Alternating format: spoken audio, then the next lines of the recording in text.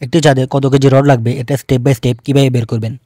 এই যে এখানে একটি ড্রয়িং দেখতে পাচ্ছেন, এটা হলো একটি ছাদের ডিটেলস ড্রয়িং। এই ছাদের দৈর্ঘ্য হলো 14 ফিট এবং প্রস্থ হলো 12 ফিট।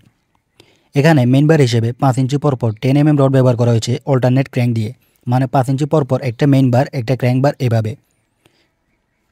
আর উভয় দিকে একটা করে 12 mm এক্সট্রা টপ দেওয়া হয়েছে। এদিকের এক্সট্রা টপ L/3 দূরত্বে দেওয়া হয়েছে এবং এদিকের এক্সট্রা টপ L/4 দূরত্বে দেওয়া হয়েছে। আর ছাদের পুরুত্ব হলো 5 ইঞ্চি। তো প্রথমে আমরা মেন রডের ওজন বের করব। মেন রড সমান, সূত্র হলো N × L × d² / 532.2। রডের ওজন বের করা এটাই মেন সূত্র।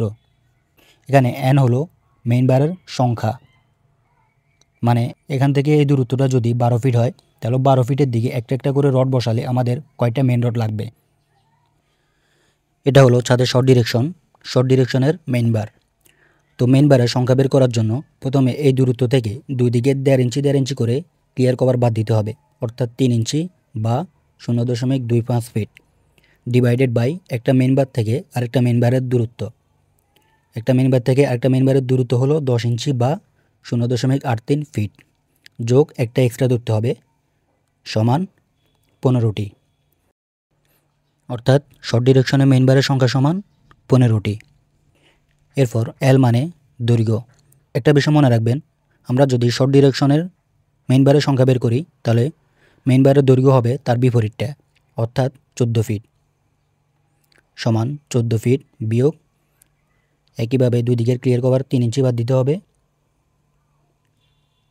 14 ফিট থেকে 3 ইঞ্চি বাদ দিলে হয় 13.75 ফিট, অর্থাৎ মেইন বারের দৈর্ঘ্য হলো 13.75 ফিট। তারপর D মানে মেইন বারের ডায়ামিটার 10 mm। এবার সবগুলো হিসাব করলে আসে সমান 39.19 কেজি। আমরা রাউন্ড ফিগার করে 40 কেজি ধরে নিলাম। আমরা মেইন রডের ওজন পেয়ে গেছি। এবার আমরা ক্র্যাঙ্ক রডের ওজন বের করব। ক্র্যাঙ্ক রড সমান একই সূত্রটাই N × L × d² / 532.2। N মানে ক্র্যাঙ্ক রডের সংখ্যা। আমরা মেইন রডের সংখ্যা পেয়েছিলাম 15টি, আর ক্র্যাঙ্ক রডের সংখ্যা হবে তার চেয়ে একটা কম, মানে 15 - 1 সমান 14টি। তারপর ক্র্যাঙ্ক রডের দৈর্ঘ্য।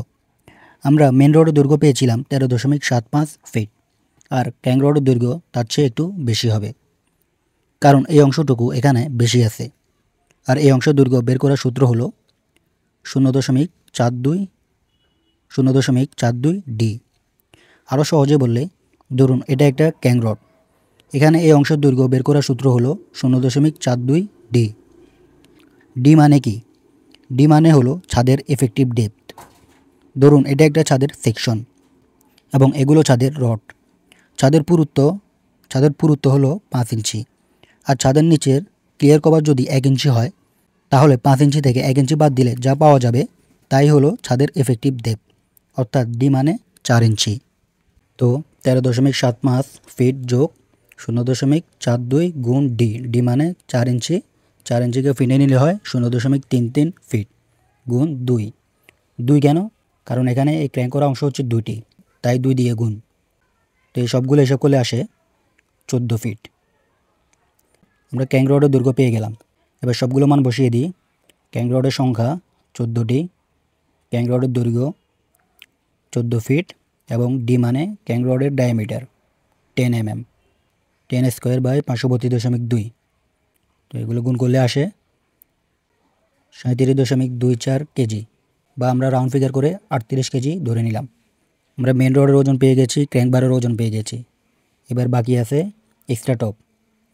তো এক্সট্রা টপ রডের ওজন বের করার সূত্র হলো ওই একই সূত্রটাই, N × L × d² / 532.2।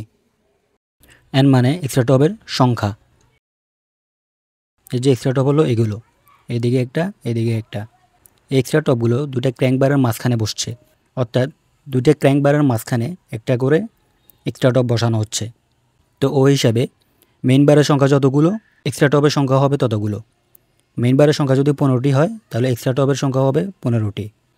এবার এক্সট্রা টবের দৈর্ঘ্য, যে এখান থেকে এই পর্যন্ত এই দৈর্ঘ্যটা। টোটাল দৈর্ঘ্য যদি 14 ফিট হয় তাহলে এক্সট্রা টবের এখান থেকে এই পর্যন্ত দৈর্ঘ্য হবে L/4, মানে দৈর্ঘ্যের 4 ভাগ। তো দৈর্ঘ্য যদি 14 ফিট হয় এই দৈর্ঘ্যের 4 ভাগ। তারপর আবার এখানে 1.5 ইঞ্চি ক্লিয়ার কভার আছে, এটাও আমাদেরকে বাদ দিতে হবে। তো দুই দিকে 1.5 ইঞ্চি ক্লিয়ার কভার বাদ দিলে হয় 13.75 ফিট। তো দৈর্ঘ্যটা হলো 13.75 ফিট। এই 13.75 ফিটের 4 ভাগ। দৈর্ঘ্য সমান 13.75 ফিট বাই 4। তারপরে যোগ অপর দিকের এক্সট্রা টপ, ওইটা হবে L/3-তে, মানে 13.75 ভাগ বাই 3। তো এইটা হিসাব করলে আসে 8.02 ফিট। এক্সট্রা টপের দৈর্ঘ্য হলো 8.02 ফিট, সমান এক্সট্রা টপের সংখ্যা 15টি গুণ এক্সট্রা টপের দৈর্ঘ্য 8.02 ফিট গুণ এক্সট্রা টপের ডায়ামিটার। এক্সট্রা টপের ডায়ামিটার হলো 12 mm, 12 স্কোয়ার বাই 532.2। এবার এই সবগুলো হিসাব করলে আসে সমান 32.48 কেজি। আমরা রাউন্ড ফিগার করে 33 কেজি ধরে নিলাম। তো আমরা সবগুলোর ওজন পেয়ে গেছি। এখানে একটা বিষয় আমি বলতে ভুলে গিয়েছি, এক্সট্রা টপ এখানে একটা করে দেয়া ছিল, এ কারণে মেন বারের সংখ্যা যতগুলো ছিল এক্সট্রা টপ আমি ততগুলো ধরে নিয়েছি। কিন্তু এখানে যদি এক্সট্রা টপ 2টা করে দেয়া থাকতো তখন আমরা এখানে যে 15 আছে এই 15-এর সাথে আমরা 2 গুণ করে দিতাম, তখন এখানে হতো 30টি এক্সট্রা টপ, যদি এক্সট্রা টপ 2টি করে দেয়া থাকতো। তো এখানে আমরা যে ওজনগুলো বের করেছি এটা হচ্ছে শর্ট ডিরেকশনের ওজন। শর্ট ডিরেকশনে এত কেজি রড লাগে। এখন যদি আমরা অপর ডিরেকশনের ওজন বের করতে যাই তখন এই শর্ট ডিরেকশনের যে ওজনগুলো বের হয়েছে এগুলোর সাথে সিম্পলি আমরা 2 গুণ করে দেব। যেমন মেন রডে এসেছিল 40 কেজি, তাহলে লং ডিরেকশনেও আসবে প্রায় 40 কেজি। 1-2 কেজি এদিক সেদিক হতে পারে, তবে প্রায় একই আসবে। তবে লং ডিরেকশনে যদি স্পেসিং 5 ইঞ্চির জায়গায় 6 ইঞ্চি হতো তখন আমাদেরকে আবার আলাদা করে পুরোটা বের করতে হতো। যদি স্পেসিং একই থাকে তাহলে শর্ট ডিরেকশনে যে ওজনগুলো বের হয়েছিল ওগুলোর সাথে 2 গুণ করে দিলেই হবে। যেমন 40 গুণ 2 সমান 80 কেজি, তারপর 38 গুণ 2 76 কেজি এবং 33 গুণ 2 66 কেজি। এবারে সবগুলো যোগ করলে টোটাল রড আসে 80 যোগ 76 যোগ 66, টোটাল 222 কেজি। সুতরাং এ ছাদে রড লাগবে 222 কেজি।